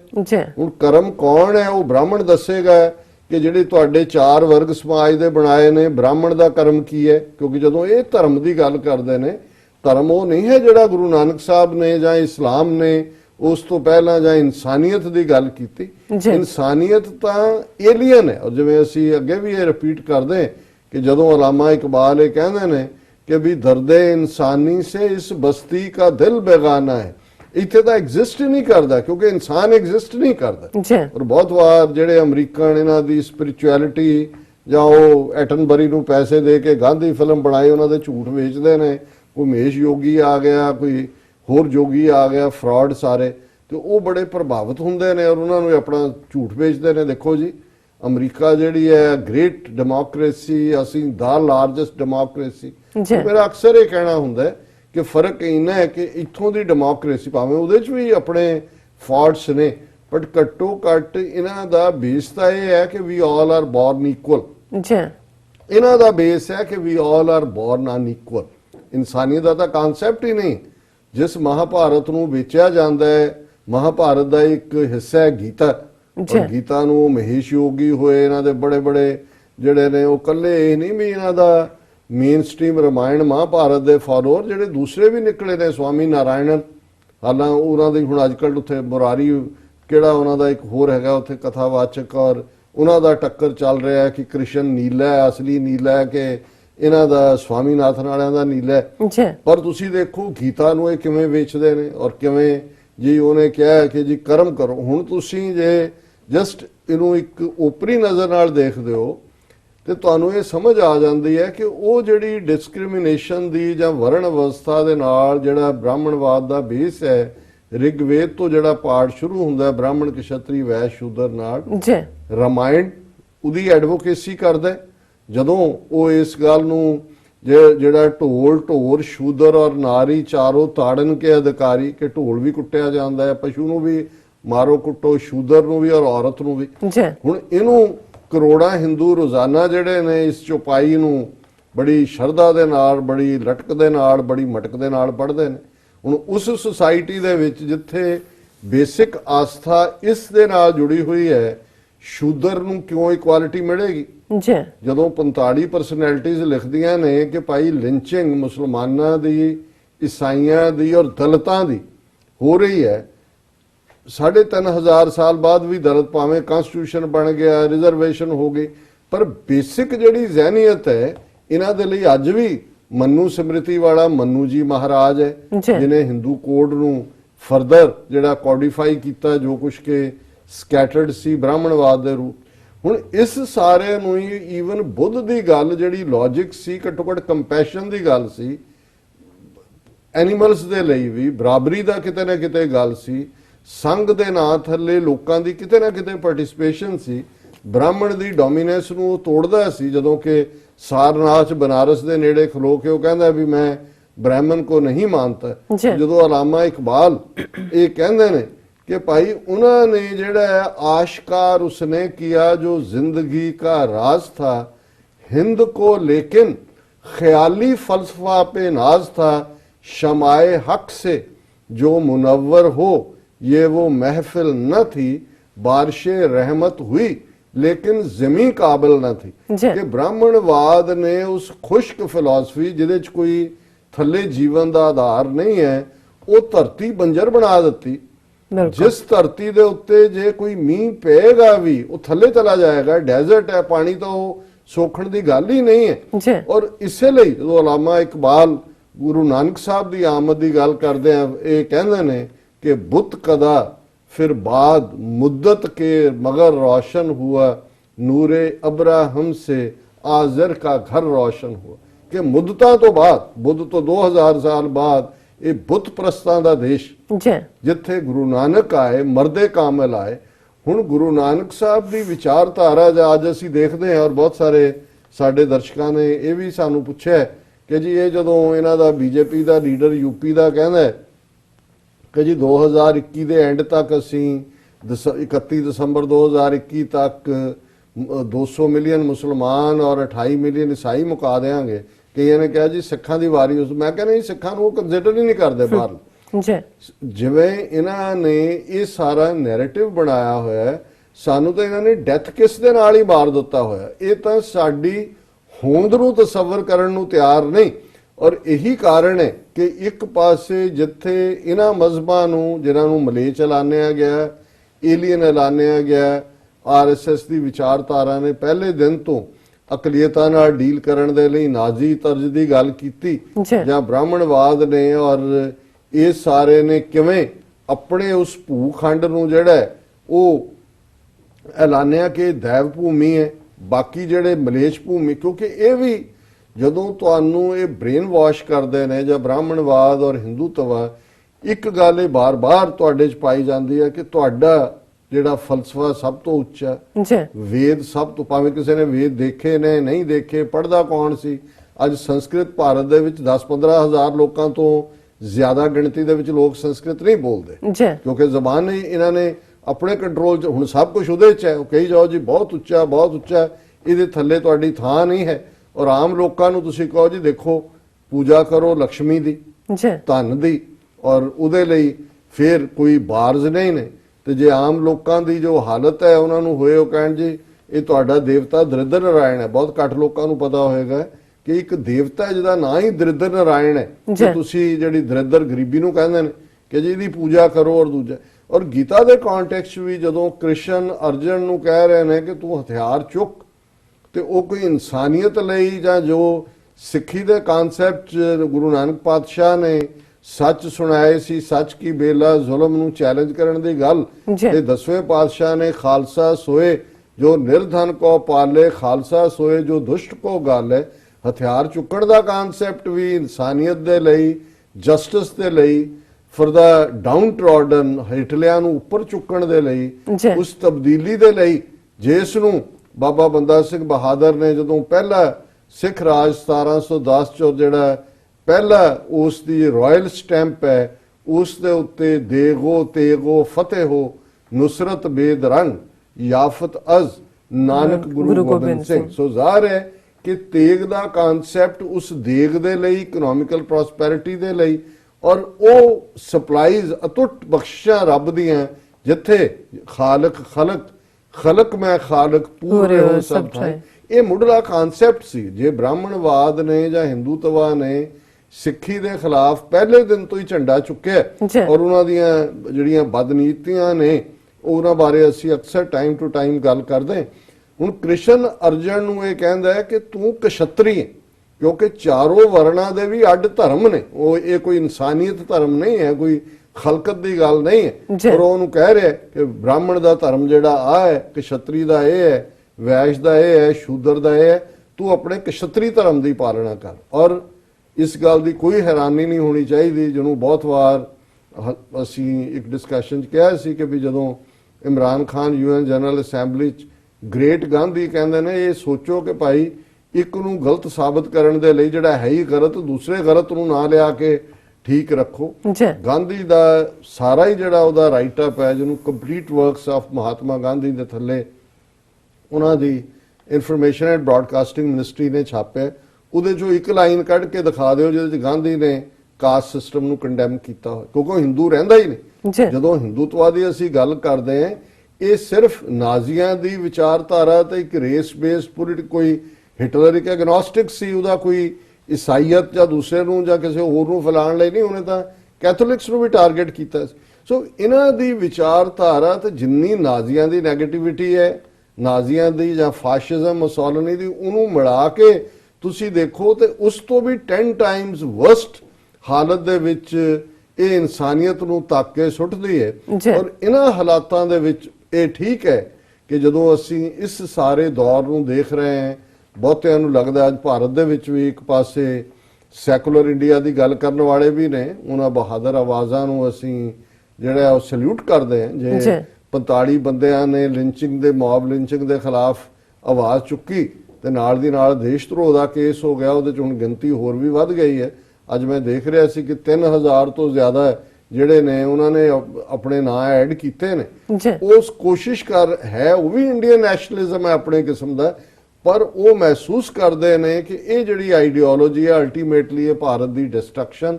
ਇਸ ਦੇ ਟੁਕੜੇ ਟੁਕੜੇ ਕਰਨਾ ਔਰ ਇਸ ਨੂੰ ਖਤਮ ਕਰੇਗੀ। ਲੇਕਿਨ ਦੂਸਰੇ ਪਾਸੇ ਮੋਹਨ ਭਾਗਵਤ ਉਸੇ ਹੀ ਵਿਜੇ ਦਸ਼ਮੀ ਦੇ ਮੌਕੇ ਤੇ ਜਦੋਂ ਕਿ ਇਹਨਾਂ ਦਾ ਰਾਜਨਾਥ ਸਿੰਘ ਫਰਾਂਸ ਦੇ ਵਿੱਚ ਉਹ ਹਿੰਦੂਤਵਾ ਦਾ ਜਿਹੜਾ ਸੁਪਰਸਟੀਸ਼ਨ ਲੇਕਿਨ ਪ੍ਰਾਈਡ ਜਿਹਦੇ ਚੋਂ ਇਹ ਕਹਿਣ ਦੇ ਨਾਂ ਥੱਲੇ ਕਿ ਜੀ ਸਾਡੀ ਇਹ ਸੰਸਕ੍ਰਿਤੀ ਹੈ ਉਹ ਕਰ ਰਿਹਾ, ਤੇ ਉਹਦੀ ਮੈਂ ਜ਼ਿਕਰ ਕਰਦੇ ਉੱਥੇ ਉਹ ਮੋਹਨ ਭਾਗਵਤ ਕਹਿ ਰਿਹਾ ਜੀ ਜਿਹੜਾ ਲਿੰਚਿੰਗ ਵਰਡ ਹੈ ਇਹ ਵੈਸਟ ਦੀ ਰਿਲੀਜੀਅਸ ਟੈਕਸਟ ਚੋਂ ਆਇਆ, ਸਾਡੇ ਤਾਂ ਇੱਥੇ ਅਸੀਂ ਆਪਣੇ ਸਵੈਂ ਸੇਵਕਾਂ ਨੂੰ ਭਰਾਤਰੀ ਭਾਵ ਸਿਖਾਉਂਦੇ। ਤੇ ਇਧਰ ਰਾਜਨਾਥ ਸਿੰਘ, ਔਰ ਇਹ ਫਨੀ ਵੀ ਹੈ ਜਿਵੇਂ ਉਹਨਾਂ ਦਾ ਮਜ਼ਾਕ ਉਡਾਇਆ, ਪਰ ਨਹੀਂ ਤੁਸੀਂ ਇਹ ਦੇਖੋ ਵੀ ਕਿੰਨੀ ਵੱਡੀ ਗਿਣਤੀ 'ਚ ਲੋਕ ਬ੍ਰੇਨ ਵਾਸ਼ ਕੀਤੇ ਹੋਏ ਨੇ। ਹੁਣ ਰਾਜਨਾਥ ਸਿੰਘ ਇਹ ਕਹਿੰਦਾ ਜੀ ਇਹ ਸ਼ਸਤਰ ਪੂਜਾ ਦਾ ਦਿਨ ਹੈ, ਮੈਂ ਤਾਂ ਸ਼ਸਤਰ ਪੂਜਾ ਕਰਦਾ। ਇੱਕ ਨਿੰਬੂ ਜਿਹੜਾ ਉਹ ਰਫੇਲ ਜਹਾਜ਼ ਦੇ ਪਹੀਆਂ ਥੱਲੇ ਰੱਖਦਾ, ਇੱਕ ਉਹਨੂੰ ਨਾਰੀਅਲ ਭੇਟ ਕਰ ਰਿਹਾ ਫੁੱਲ ਜਿਹੜਾ ਉਹ ਕੈਮਰਿਆਂ ਦੀ ਰੋਸ਼ਨੀਆਂ ਦੇ ਵਿੱਚ, ਔਰ ਫਿਰ ਹੱਥ ਦੇ ਨਾਲ ਉਹਦੇ ਜਹਾਜ਼ ਦੇ ਉੱਤੇ ਓਮ ਲਿਖਦਾ। ਹੁਣ ਉਹ ਜਿਹੜਾ ਉਹਦੇ ਥੱਲੇ ਨਿੰਬੂ ਰੱਖਣਾ ਹੈ ਔਰ ਨਾਰੀਅਲ ਰੱਖਣਾ ਹੈ, ਉਹ ਜੇ ਕੋਈ ਬੁਲਾ ਨਾ ਪੈ ਜਾਏ ਰਫੇਲ ਨੂੰ, ਬੜਾ ਟਾਲ ਰਿਹਾ ਆਪਣੇ ਵੱਲੋਂ। ਔਰ ਕਿਸੇ ਨੇ ਇੱਕ ਬੜਾ ਅੱਛਾ ਕਮੈਂਟ ਮੈਨੂੰ ਲੱਗਾ ਸੋਸ਼ਲ ਮੀਡੀਆ ਤੇ, ਉਹਨਾਂ ਨੇ ਕਿਹਾ ਜੀ ਕਿ ਵੀ ਜੇ ਰਾਫੇਲ ਦੀ ਰੱਖਿਆ ਜਿਹੜੀ ਹੈ ਉਹ ਨਿੰਬੂ ਔਰ ਇਹਨੇ ਕਰਨੀ ਹੈ ਤੇ ਫਿਰ ਕਿਉਂ ਨਾ ਬਾਰਡਰਾਂ ਦੇ ਉੱਤੇ ਨਿੰਬੂਆਂ ਦੇ ਦਰਖਤ ਲਾ ਦਿਓ, ਘੱਟੋ ਘੱਟ ਦੁਸ਼ਮਣ ਦੇ ਦੰਦ ਤਾਂ ਖੱਟੇ ਹੋਣ। ਲੇਕਿਨ ਗੱਲ ਇਹ ਨਹੀਂ ਹੈ ਕਿ ਉਹ ਕੀ ਕਰ ਰਹੇ ਨੇ, ਕਿਵੇਂ ਉਹ ਸੌਦਾ ਵੇਚ ਰਹੇ ਨੇ। ਧੜੱਲੇ ਨਾਲ ਗਾਂਧੀ ਨੇ ਜਾਤ ਪਾਤ ਨੂੰ ਵੇਚਿਆ। ਉਹਨੇ ਕਿਹਾ ਜੀ ਮੈਂ ਤਾਂ ਸ਼ੂਦਰਾਂ ਨਾਲ ਬਰਾਬਰ ਦਾ ਵਰਤਾਰਾ ਹੋਣਾ ਚਾਹੀਦਾ, ਕਿਉਂਕਿ ਜੇ ਵਰਣ ਆਸ਼ਰਮ ਤੁਸੀਂ ਤੋੜ ਦਿੰਦੇ ਹੋ ਤੇ ਹਿੰਦੂ ਕਿਹਨੂੰ ਡਿਫਾਈਨ ਕਰੋਗੇ ਜੀ। ਔਰ ਇਹੀ ਕਾਰਨ ਹੈ ਕਿ ਉਹਨਾਂ ਦਾ ਕੋਈ ਵੀ ਉਹ ਮੰਨੂ ਨੂੰ ਵੀ ਜਿਹੜਾ ਉਹ ਜਸਟੀਫਾਈ ਕਰਦੇ ਨੇ। ਬਾਹਰ ਜਦੋਂ ਗੱਲ ਕਰਨਗੇ ਕਾਸਟ ਸਿਸਟਮ ਦੀ ਤੇ ਉਹ ਕਹਿਣਗੇ ਜੀ ਇਹ ਕੋਈ ਨਫ਼ਰਤ ਲਈ ਨਹੀਂ ਸੀ, ਨਫ਼ਰਤ ਨਹੀਂ ਹੋਣੀ ਚਾਹੀਦੀ, ਇਹ ਤਾਂ ਡਿਵੀਜ਼ਨ ਆਫ ਲੇਬਰ ਸੀ। ਦੇਖੋ ਜੀ ਇੱਕ ਤਰਖਾਣ ਦਾ ਮੁੰਡਾ ਚੰਗਾ ਤਰਖਾਣ ਹੋਏਗਾ, ਇੱਕ ਜੱਟ ਦਾ ਮੁੰਡਾ ਜਿਹੜਾ ਖੇਤੀਬਾੜੀ 'ਚ ਉਹ ਚੰਗਾ ਵਾਹੀਕਾਰ ਹੋਏਗਾ, ਇਸੇ ਤਰ੍ਹਾਂ ਲੋਹਾਰ ਸੁਨਿਆਰ ਠਠਿਆਰ ਦੇਖੋ ਜੀ ਨਾਲੇ ਤਾਂ ਉਹਨਾਂ ਦੇ ਜੀਨਸ ਦੇ ਵਿੱਚ ਹੁੰਦਾ, ਨਾਲੇ ਉਹ ਆਲੇ ਦੁਆਲੇ 'ਚ ਹੁੰਦਾ ਵੀ ਉਹਨਾਂ ਨੂੰ ਕੀ ਲੋੜ ਹੈ, ਨਾਲੇ ਕੋਈ ਫਿਕਰ ਨਹੀਂ ਹੋਏਗੀ ਵੀ ਪ੍ਰੋਫੈਸ਼ਨ। ਇਹ ਹੈ ਉਹਨਾਂ ਦਾ ਪਾਰਟ ਜਿਹਦੇ ਥੱਲੇ ਤਰਕ ਨੂੰ ਝੂਠਾ ਤਰਕ ਕਰਕੇ ਔਰ ਇੰਨਾ ਕੁੱਚੀ ਰਿਪੀਟਡਲੀ ਉਹ ਤੁਹਾਨੂੰ ਉਸ ਗੱਲ ਦੇ ਉੱਤੇ ਲਿਆ ਕੇ ਜਿਹਨੂੰ ਫਿਰ ਇੱਕ ਵੱਡਾ ਹਿੱਸਾ ਜਿਹਦੇ 'ਚ ਤੁਸੀਂ ਦੇਖੋ 550 ਸਾਲ ਸਿੱਖੀ ਨੂੰ ਹੋ ਗਏ, 1400 ਸਾਲ ਇਸਲਾਮ ਨੂੰ ਹੋ ਗਏ, ਉਸ ਖਿੱਤੇ ਦੇ ਵਿੱਚ ਉਹ ਮੁਸਲਮਾਨ ਹੋਏ, ਸਿੱਖ ਹੋਏ, ਈਸਾਈਅਤ ਨੂੰ ਵੀ ਅੰਗਰੇਜ਼ਾਂ ਦੇ ਨਾਲ ਪਪੂਲਰ ਜ਼ਿਆਦਾ ਹੋਈ। ਲੇਕਿਨ ਜੇ ਅਸੀਂ ਆਪਣੇ ਆਪਣੇ ਸਮਾਜ ਦੇ ਵਿੱਚ ਵੀ ਦੇਖੀਏ ਕਿ ਇਹ ਹਿੰਦੂਤਵਾ, ਇਹ ਬ੍ਰਾਹਮਣਵਾਦ ਕਿੰਨਾ ਡੀਪ ਵੜਿਆ ਹੋਇਆ ਹੈ, ਕਿਵੇਂ ਮੰਗਲ ਸ਼ਨੀਚਰ ਚੰਬੜੇ ਹੋਏ ਨੇ। ਤੁਸੀਂ ਆਪਣੇ ਗੁਰਦੁਆਰਿਆਂ 'ਚ ਜਾ ਕੇ ਸ਼ਨੀਚਰ ਤੋਂ ਕਾਲੇ ਮਾਵਾਂ ਦਾ ਢੇਰ ਲੱਗਾ ਹੁੰਦਾ ਹੈ। ਅੱਜ ਵੀ ਕੋਈ ਤੇਲ ਮੰਗਣ ਆ ਜਾਏ ਸ਼ਨੀਚਰਵਾਰ, ਸਾਡੇ ਅਮਰੀਕਾ ਵਾਲੇ ਵੀ ਬਾਹਰ ਨਿਕਲ ਕੇ ਦੇਣਗੇ ਵੀ ਸ਼ਨੀ ਦੇਵਤਾ ਜਿਹੜਾ ਹੈ ਉਹ ਕਿਤੇ ਨਾਰਾਜ਼ ਨਾ ਹੋ ਜਾਏ। ਸੋ ਇਹ ਉਹਦਾ ਇੰਪੈਕਟ ਹੈ। ਔਰ ਹੁਣ ਉਹਨਾਂ ਦੇ ਕੋਲ ਪੋਲੀਟੀਕਲ ਪਾਵਰ ਹੈ। ਉਹਨਾਂ ਨੇ ਕਿਵੇਂ ਆਪਣੇ ਇਸ ਸਾਰੇ ਪਾਰਟ ਨੂੰ ਵੇਚਿਆ। ਜਦੋਂ ਪੋਲੀਟੀਕਲ ਪਾਵਰ ਨਹੀਂ ਸੀ, ਕਿਵੇਂ ਗਣੇਸ਼ ਨੂੰ ਦੁੱਧ ਪਿਆਇਆ। ਹਾਲਾਂਕਿ ਮੈਨੂੰ ਕਹਿਣਗੇ ਆਪਣੇ ਸਿੱਖ ਵੀਰ ਵੀ ਕਿ ਜੀ ਤੁਸੀਂ ਇਹਨਾਂ ਦੇ ਮਜ਼ਹਬ ਦਾ ਨਾ, ਮੈਂ ਕਿਹਾ ਮਜ਼ਹਬ ਦਾ ਮਜ਼ਾਕ ਤੁਸੀਂ ਦੇਖੋ ਕਿ ਵੀ ਕਿਵੇਂ ਗਣੇਸ਼ ਦੁੱਧ ਪੀਣ ਲੱਗਾ ਦਿੱਲੀ 'ਚ, ਕਿਵੇਂ ਉਹਨਾਂ ਨੇ ਕਿਵੇਂ ਇੱਕ ਮਾਸ ਹਿਸਟੀਰੀਆ ਕ੍ਰੀਏਟ ਕੀਤਾ ਹੈ ਕਿ ਦੁਨੀਆ ਭਰ 'ਚ ਗਣੇਸ਼। ਉਹ ਇਹ ਦੱਸਣਾ ਚਾਹੁੰਦੇ ਸੀ ਕਿ ਦੇਖੋ ਇਹ ਜਿਹੜਾ ਕਹਿਣਾ ਹੈ ਕਿ ਮੂਰਤੀ ਪੂਜਾ ਜਾਂ ਦੂਜਾ ਨਹੀਂ, ਸਾਡੀਆਂ ਮੂਰਤੀਆਂ 'ਚ ਵੀ ਇੰਨੀ ਤਾਕਤ ਹੈ ਕਿ ਵੀ ਇਹ ਜਿਹੜੀਆਂ ਨੇ ਇੰਨੀਆਂ ਪਾਵਰਫੁਲ ਨੇ, ਦੁੱਧ ਪੀ ਸਕਦੀਆਂ ਨੇ। ਕੋਈ ਟੋਰਾਂਟੋ 'ਚ ਕੋਈ ਖੜੀ ਐਮਡੀ ਡਾਕਟਰ ਕਹਿ ਰਹੀ ਹੈ ਕਿ ਜੀ ਮੈਂ ਘਰ ਗਈ, ਮੇਰੀ ਭਾਵੇਂ ਉਹ ਚਾਂਦੀ ਦੀ ਸੀ, ਮੈਂ ਦੁੱਧ ਦਾ ਚਮਚਾ ਕੀਤਾ ਉਹ ਵੀ ਪੀਣ ਲੱਗ ਗਈ। ਇਹ ਦੁਨੀਆ ਭਰ 'ਚ ਪੀ ਰਹੇ। ਕਸ਼ਮੀਰ 'ਚ ਨਹੀਂ ਸੀ ਪੀਤਾ ਦੁੱਧ ਕਿਸੇ ਨੇ, ਨਾ ਹੀ ਉਸ ਵੇਲੇ ਕੋਈ ਆਇਆ ਕਿ ਜੀ ਕਸ਼ਮੀਰ ਘਾਟੀ 'ਚ ਕਿਉਂ ਨਹੀਂ ਗਣੇਸ਼ ਨੇ ਪੀਤਾ। ਲੇਕਿਨ 2-2 4-4 ਮੀਲ ਲੰਬੀਆਂ ਲਾਈਨਾਂ ਲੱਗੀਆਂ ਹੋਈਆਂ ਨੇ ਵੱਡੇ ਵੱਡੇ ਮੰਦਰਾਂ ਦੇ ਬਾਹਰ। ਚੀਫ ਇਲੈਕਸ਼ਨ ਕਮਿਸ਼ਨਰ ਸੈਸ਼ਨ ਵੀ ਖੜਾ ਹੈ, ਦੂਜੇ ਜੱਜ ਵੀ ਖੜੇ ਨੇ, ਬੜੇ ਬੜੇ ਮਿਨਿਸਟਰ ਵੀ ਖੜੇ ਨੇ, ਗਣੇਸ਼ ਨੂੰ ਦੁੱਧ ਪਿਆ ਰਹੇ ਨੇ। ਸੋ ਸਾਰੀ ਦੁਨੀਆ ਦੇ ਵਿੱਚ ਕਿਵੇਂ ਮਾਸ ਹਿਸਟੀਰੀਆ ਕ੍ਰੀਏਟ ਕੀਤਾ ਜਾਂਦਾ ਹੈ ਜੀ, ਕਿਵੇਂ ਜਿਹਨੂੰ ਮਾਰਨੇ ਉਹਦੇ ਖਿਲਾਫ ਇੱਕ ਪੂਰੀ ਨਫ਼ਰਤ। ਅੱਜ 200 ਮਿਲੀਅਨ ਮੁਸਲਮਾਨ, 100 ਮਿਲੀਅਨ ਤੋਂ ਜ਼ਿਆਦਾ ਦਰਦ ਕਿਵੇਂ ਟਾਰਗੇਟ ਕੀਤੇ ਹੋਏ ਨੇ ਕਸ਼ਮੀਰ ਦੇ ਮੁੱਦੇ ਤੇ। ਤੁਸੀਂ ਦੇਖੋ 80 ਮਿਲੀਅਨ ਜਿਹੜੇ ਨੇ 8 ਮਿਲੀਅਨ 80 ਲੱਖ ਕਸ਼ਮੀਰੀ ਤਾੜੇ ਹੋਏ ਨੇ। ਕਿਵੇਂ ਅੱਜ 2 ਮਹੀਨੇ ਤੋਂ ਜ਼ਿਆਦਾ ਦਾ ਵਕਤ ਹੋ ਗਿਆ, ਭਾਰਤ ਭਰ ਦੇ ਵਿੱਚ ਕੋਈ ਆਵਾਜ਼ ਚੁੱਕਣ ਦੀ ਜ਼ਰੂਰਤ ਨਹੀਂ ਕਰਦਾ, ਸਿੱਖ ਖਲੋਤੇ ਨੇ। ਲੇਕਿਨ ਕੁੱਲ ਮਿਲਾ ਕੇ ਇਵੇਂ ਉਹਨਾਂ ਨੂੰ ਗੁਨਾਹਗਾਰਤਾ ਦਾ ਅਹਿਸਾਸ ਕਰਵਾ ਦਿੱਤਾ ਜਿਹੜੇ ਬਾਕੀ ਵੀ ਰਹਿੰਦੇ ਨੇ, ਉਹ ਵਪਾਰੀ ਹੋਣ, ਸਟੂਡੈਂਟ ਹੋਣ, ਕਿ ਕਿੰਨਾ ਵੱਡਾ ਗੁਨਾਹ ਹੈ। ਔਰ ਬਾਕੀਆਂ ਨੂੰ ਇਹ ਦੱਸਿਆ ਜਾ ਰਿਹਾ ਕਿ ਇਹ ਤਾਂ ਟ੍ਰੇਟਰ ਨੇ ਸਾਰੇ। ਸੋ ਇਹ ਜਿਹੜਾ ਹਿੰਦੂਤਵਾ ਦਾ ਇਹ ਸਾਰਾ ਪਾਰਟ ਅਸੀਂ ਦੇਖਦੇ ਹਾਂ ਅੱਜ ਇਹਨਾਂ ਦੇ ਹੱਥ 'ਚ ਪੋਲੀਟੀਕਲ ਪਾਵਰ ਹੈ। ਇਹ ਗੱਲ ਦੇਖਣ ਵਾਲੀ ਹੈ। ਸਾਰੇ ਸ਼ੋਬਿਆਂ ਤੇ ਇਹਨਾਂ ਦਾ ਕੰਟਰੋਲ ਹੈ। ਔਰ ਕਿਵੇਂ ਇਹ ਇਸ ਪ੍ਰੋਪੇਗੈਂਡੇ ਦੀ ਵੈਲਿਊ ਨੂੰ ਸਮਝਦੇ ਨੇ। ਜਦੋਂ ਪਹਿਲੀ ਮਿਨਿਸਟਰੀ ਕੋਲੀਸ਼ਨ ਗਵਰਨਮੈਂਟ ਬਣੀ ਵਾਜਪਾਈ ਦੀ, ਉਹਨੇ ਆਰਐਸਐਸ ਦਾ ਜਿਹੜਾ ਵੀ ਉਦੋਂ ਚੀਫ ਸੀ ਉਹਨੂੰ ਸੱਦਿਆ, ਉਹਨੂੰ ਕਿਹਾ ਜੀ ਦੱਸੋ ਤੁਸੀਂ ਫੋਰਨ ਮਿਨਿਸਟਰੀ ਲੈ ਲਓ, ਫਲਾਣੀ ਲੈ ਲਓ। ਉਹਨੇ ਕਿਹਾ ਜੀ ਨਹੀਂ, ਸਾਨੂੰ 2-3 ਮਿਨਿਸਟਰੀਆਂ ਦੇ ਦਿਓ, ਬਾਕੀ ਤੁਸੀਂ ਬਾਕੀ ਜਿਹਨੂੰ ਵੀ ਦੇਣੀਆਂ ਨੇ ਦਿਓ। ਉਹਨਾਂ ਨੇ ਕਿਹਾ ਜੀ ਹੋਮ, ਜਿਸ ਅਡਵਾਨੀ ਲਿਆ ਕੇ ਬਿਠਾਇਆ। ਇਨਫੋਰਮੇਸ਼ਨ ਐਂਡ ਬ੍ਰॉडकास्टिंग ਸੁਸ਼ਮਾ ਸਵਰਾਜ, ਵੱਡੇ ਟਿੱਕੇ ਵਾਲੀ ਮਾਈ, ਹੁਣ ਤਾਂ ਮਰ ਗਈ। ਔਰ ਹਿਊਮਨ ਡਿਵੈਲਪਮੈਂਟ, ਜਿਹਦੇ ਥੱਲੇ ਸਾਰੀਆਂ ਯੂਨੀਵਰਸਿਟੀ ਗ੍ਰਾਂਟਸ ਕਮਿਸ਼ਨ ਤੋਂ ਲੈ ਕੇ human development and resource minister Murli Manohar Joshi. ਫਿਰ ਕਿਵੇਂ ਯੂਨੀਵਰਸਿਟੀਆਂ ਦੇ ਸਿਲੇਬਸ ਬਦਲੇ, ਕਿਵੇਂ ਜੰਤਰ ਮੰਤਰ ਤੰਤਰ ਨੂੰ ਕਿਸ ਲੈਵਲ ਤੇ ਮਾਨਤਾ ਮਿਲੀ, ਕਿਵੇਂ ਇਨਫੋਰਮੇਸ਼ਨ ਐਂਡ ਬ੍ਰॉडकास्टिंग ਮਿਨਿਸਟਰੀ ਨੇ ਸਾਰੇ ਮਰੇ ਹੋਏ ਜਿਹੜੇ ਹਿੰਦੂ ਸੀਰੀਅਲ ਖੜੇ ਕੀਤੇ, ਜਿਹੜੇ ਬਿਲਕੁਲ ਮਿਥਿਹਾਸ ਦੇ ਉੱਤੇ, ਕਿਵੇਂ ਉਹਨਾਂ ਨੂੰ ਸੱਚ ਬਣਾ ਕੇ ਬਿਆਨਿਆ। ਅੱਜ ਤੁਸੀਂ ਸਾਲ ਦਾ ਕੈਲੰਡਰ ਦੇਖ ਲਓ, ਉਹਦੇ 'ਚ ਕੋਈ ਕਿਸੇ ਦੇਵੀ ਦੀ ਪੂਜਾ ਦਾ ਦਿਨ ਹੈ, ਕੋਈ ਕਿਸੇ ਦਾ, ਅੱਗੇ ਤੋਂ ਨਵਰਾਤਰਿਆਂ ਤੱਕ ਸੀ ਮਹਿਦੂਦ, ਜਾਂ ਦੀਵਾਲੀ ਦੁਸਹਿਰਾ ਹੀ ਆ ਜਾਂਦੇ ਸੀ ਉਹ ਸਾਰੇ ਦੇ ਨਾਲ। ਹੁਣ ਤੁਸੀਂ ਦੇਖੋ ਸਾਰਾ ਸਾਲ ਦੇ ਕੈਲੰਡਰ ਜਿਹੜੇ ਕਦੇ ਕਿਸੇ ਨੇ ਸੁਣੇ ਵੀ ਨਹੀਂ ਸੀ, ਉਹ ਕ੍ਰੀਏਟ ਕੀਤੇ। ਇਹ ਹੈ ਬ੍ਰਾਹਮਣ ਦੀ ਪਾਵਰ, ਔਰ ਇਹ ਹੈ ਉਹ ਹਿੰਦੂਤਵਾਦੀ ਆਈਡੀਓਲੋਜੀ, ਜਿਹਦੇ ਥੱਲੇ ਅੱਜ ਫਰਾਂਸ ਤੋਂ 30,000 ਕਰੋੜ ਖਾ ਕੇ ਡੀਲ ਕਰਨ ਵਾਲੇ, ਲੇਕਿਨ ਇਹ ਦੱਸ ਰਹੇ ਨੇ ਕਿ ਜੀ ਦੇਖੋ ਅਸੀਂ ਪੂਜਾ ਕਰ ਰਹੇ ਹਾਂ, ਅਸੀਂ ਉਹ ਜਿਹੜਾ ਸ਼ਸਤਰ ਪੂਜਾ ਦੀ ਗੱਲ ਹੈ, ਭਾਰਤ ਭਰ ਦੇ ਵਿੱਚ RSS ਦੇ ਜਿਹੜੇ ਇਹਨਾਂ ਦੇ ਬਹੁਤ ਸਾਰੇ ਹਜ਼ਾਰਾਂ ਦੀ ਗਿਣਤੀ 'ਚ ਵਲੰਟੀਅਰ ਨੇ, ਉਹ ਫਾਇਰ ਆਰਮਸ ਵੀ ਦੂਸਰੇ ਲੈ ਕੇ ਸ਼ਹਿਰਾਂ ਕਸਬਿਆਂ ਮੁਹੱਲਿਆਂ ਦੇ ਵਿੱਚ ਵੱਡੇ ਵੱਡੇ ਜਲੂਸ ਕੱਢਦੇ ਨੇ, ਇੱਕ ਖੌਫ ਪੈਦਾ ਕਰਦੇ ਨੇ ਮਾਈਨੋਰਟੀਜ਼ ਦੇ ਦਿਲਾਂ 'ਚ। ਪਿਛਲੇ ਸਾਲ ਮਲੇਰਕੋਟਲੇ 'ਚ, ਮਲੇਰਕੋਟਲਾ ਪੰਜਾਬ ਦਾ ਇੱਕੋ ਇੱਕ ਮੁਸਲਮਾਨ ਮੈਜੋਰਿਟੀ ਟਾਊਨ ਹੈ, ਉਹਦੇ 'ਚ ਉਹਨਾਂ ਨੇ ਜਾ ਕੇ ਉੱਥੇ ਸ਼ਰਾਰਤ ਕਰਨ ਦੀ ਕੋਸ਼ਿਸ਼ ਕੀਤੀ, ਔਰ ਪੂਰਾ ਉਹਨਾਂ ਨੇ ਜਿਹੜਾ ਉਹ ਇਸ ਦੁਸਹਿਰੇ ਦੇ ਮੌਕੇ, ਔਰ ਪੰਜਾਬ ਦੇ ਬਾਕੀ ਸ਼ਹਿਰਾਂ 'ਚ ਵੀ, ਲੇਕਿਨ ਉੱਥੇ ਖਾਸ ਤੌਰ ਤੇ। ਸੋ ਇਹ ਕੁੱਲ ਮਿਲਾ ਕੇ ਅਸੀਂ ਇਸ ਵਿਚਾਰ ਚਰਚਾ ਨੂੰ ਆਉਣ ਵਾਲੇ ਦਿਨਾਂ 'ਚ ਵੀ, ਕਿਉਂਕਿ ਇਹਦੇ ਇਸ ਸ਼ੈਤਾਨ ਦੀ ਟੂਟੀ ਦੇ ਇੰਨੇ ਟੈਂਟੈਕਲ ਨੇ ਕਿ ਉਹਦੇ 'ਚ 30-35 ਮਿੰਟ ਦਾ ਸੈਗਮੈਂਟ ਵੀ ਥੋੜਾ ਹੈ, ਲੇਕਿਨ ਕੁੱਲ ਮਿਲਾ ਕੇ ਇਹ ਅੰਦਾਜ਼ਾ ਜਿਹੜਾ ਇਸ 'ਚੋਂ ਹੋ ਸਕਦਾ ਹੈ ਜਾਂ ਲਾਇਆ ਜਾ ਸਕਦਾ ਹੈ ਕਿ ਸਾਡਾ ਵਾਹ ਕਿਸ ਦੁਸ਼ਮਣ ਦੇ ਨਾਲ ਹੈ, ਔਰ ਉਹ ਦੁਸ਼ਮਣ ਜਿਸ ਦੇ ਪੱਥੇ ਦੇ ਵਿੱਚ ਉਹ ਸਾਰੇ ਹੀ ਚਾਣਕਿਆ ਜਿਹੜਾ ਇਹਨਾਂ ਦਾ ਕੌਟਲਿਆ ਹੈ, ਉਸ ਦੇ ਸਾਮ ਦਾਮ ਦੰਡ ਭੇਦ ਦੇ ਹਥਿਆਰ, ਔਰ ਕੋਈ ਇਖਲਾਕ ਨਾਂ ਦੀ ਕੋਈ ਚੀਜ਼ ਨਹੀਂ ਹੈ, ਔਰ ਜ਼ੁਲਮ ਜਿਸ ਦੀ ਹਰ ਰਗੋ ਰੇਸ਼ੇ ਦੇ ਵਿੱਚ ਹੈ। ਮੈਂ ਕੰਕਲੂਡ ਕਰਾਂ, ਇਸੇ ਹੀ ਬ੍ਰਾਹਮਣਵਾਦ ਦੀ ਵਿਚਾਰਧਾਰਾ ਨੂੰ ਗੁਰੂ ਨਾਨਕ ਸਾਹਿਬ ਨੇ ਫਰਮਾਇਆ ਸੀ, ਔਰ ਇਹ ਮੈਂਡੇਟਰੀ ਹੈ ਕਿ ਰੋਜ਼ਾਨਾ ਆਸਾ ਦੀ ਵਾਰ ਜਿਹੜੀ ਸਿੱਖ ਨਿਤਨੇਮ ਤੋਂ ਬਾਅਦ ਸਾਡੀ ਕੀਰਤਨ ਦੀ ਬਾਣੀ ਹੈ, ਉਸ ਦੇ ਵਿੱਚ ਮੱਥਾ ਟਿੱਕਾ, ਤੀੜ ਧੋਤੀ ਕਾ ਖਾਈ, ਹੱਥ ਛੁਰੀ ਜਗਤ ਕਸਾਈ। ਇਸ ਦੇ ਮੱਥੇ ਤੇ ਟਿੱਕਾ ਹੈ, ਤੀੜ ਦੇ ਕਖਾਈ ਧੋਤੀ ਬੰਨੀ ਹੋਈ ਹੈ, ਔਰ ਇਸ ਦੇ ਹੱਥ ਵਿੱਚ ਛੁਰੀ ਹੈ, ਔਰ ਇਹ ਬੁੱਚਰ ਆਫ ਦਾ ਵਰਲਡ, ਉਸ ਖਿੱਤੇ ਦਾ ਨਹੀਂ, ਕਿਸੇ ਇੱਕ ਫਿਰਕੇ ਦਾ ਨਹੀਂ, ਬੁੱਚਰ ਆਫ ਦਾ ਵਰਲਡ। ਸੋ ਇਹ ਜਿਹੜੀ ਬ੍ਰਾਹਮਣਵਾਦ ਦੀ ਜਾਂ ਅੱਜ ਦਾ ਨਾਂ ਹਿੰਦੂਤਵ ਆਈਡੀਓਲੋਜੀ ਹੈ, ਇਹ ਇਨਸਾਨੀਅਤ ਲਈ ਕਿੰਨਾ ਵੱਡਾ ਖਤਰਾ ਹੈ। ਜਿਹੜੀ ਵਾਰਨਿੰਗ ਜਿਹੜੀ ਇਮਰਾਨ ਖਾਨ ਨੇ ਦਿੱਤੀ ਜਨਰਲ ਅਸੈਂਬਲੀ 'ਚ, ਪਰ ਮੈਨੂੰ ਨਹੀਂ ਲੱਗਦਾ ਕਿ ਕਿਸੇ ਦੇ ਕੰਨਾਂ ਤੇ ਬਹੁਤੀ ਜੂੰ ਸਰਕੀ ਹੈ, ਪਰ ਇਹ ਇਨਸਾਨੀਅਤ ਦਾ ਖਾਊ ਬਣ ਕੇ ਜਿਹੜੀ ਹੈ ਅੱਗੇ ਨੂੰ ਵਧ ਰਹੀ ਹੈ। ਬਿਲਕੁਲ ਡਾਕਟਰ ਸਾਹਿਬ, ਤੁਹਾਡਾ ਬਹੁਤ ਬਹੁਤ ਸ਼ੁਕਰੀਆ। ਤੁਸੀਂ ਪਹਿਲਾਂ ਇਸ਼ੂ ਸਾਡੇ ਦਰਸ਼ਕਾਂ ਨਾਲ ਸ਼ੇਅਰ ਕੀਤਾ। ਸੋ ਇੱਥੇ ਲੈਣੇ ਬ੍ਰੇਕ ਤੋਂ ਪਹਿਲਾਂ ਅਸੀਂ ਆਪਣੇ ਦਰਸ਼ਕਾਂ ਤੇ ਸਰੋਤਿਆਂ ਨੂੰ ਅਪੀਲ ਤੇ ਬੇਨਤੀ ਕਰਦੀ ਵਿਊਅਰਸ, ਜਿਸ ਤਰ੍ਹਾਂ ਕਿ ਤੁਸੀਂ ਜਾਣਦੇ ਹੋ ਕਿ TV 84 ਇੱਕ ਪੰਥਕ ਚੈਨਲ ਹੈ। TV 84 ਸਿੱਖਾਂ, ਕਸ਼ਮੀਰੀਆਂ ਅਤੇ ਭਾਰਤੀਆਂ ਨੌਰਥ ਸਟੇਟਾਂ ਦੇ ਲੋਕਾਂ ਦੇ ਸਵੈ ਨਿਰਣੇ ਦੇ ਹੱਕਾਂ ਦਾ ਹਾਮੀ ਹੈ। ਅਸੀਂ ਚਾਹਾਂਗੇ ਕਿ ਤੁਸੀਂ TV 84 ਦੀ ਚੜ੍ਹਦੀ ਕਲਾ ਲਈ ਵੱਧ ਤੋਂ ਵੱਧ ਡੋਨੇਟ ਕਰੋ। ਡੋਨੇਟ ਕਰਨ ਲਈ ਸਾਡੀ ਵੈਬਸਾਈਟ tv84.tv ਤੇ ਜਾ ਕੇ ਪੇਪਲ ਦੀ ਵਰਤੋਂ ਕਰਕੇ ਵਨ ਟਾਈਮ ਡੋਨੇਟ ਕਰ ਸਕਦੇ ਹੋ, ਮੰਥਲੀ ਡੋਨੇਟ ਵੀ ਕਰ ਸਕਦੇ ਹੋ। ਤੁਸੀਂ TV 84 ਦੇ ਨਾਮ ਤੇ ਚੈੱਕ ਬਣਾ ਕੇ ਸਾਨੂੰ ਮੇਲ ਵੀ ਕਰ ਸਕਦੇ ਹੋ ਸਾਡੇ ਇਸ ਪਤੇ ਤੇ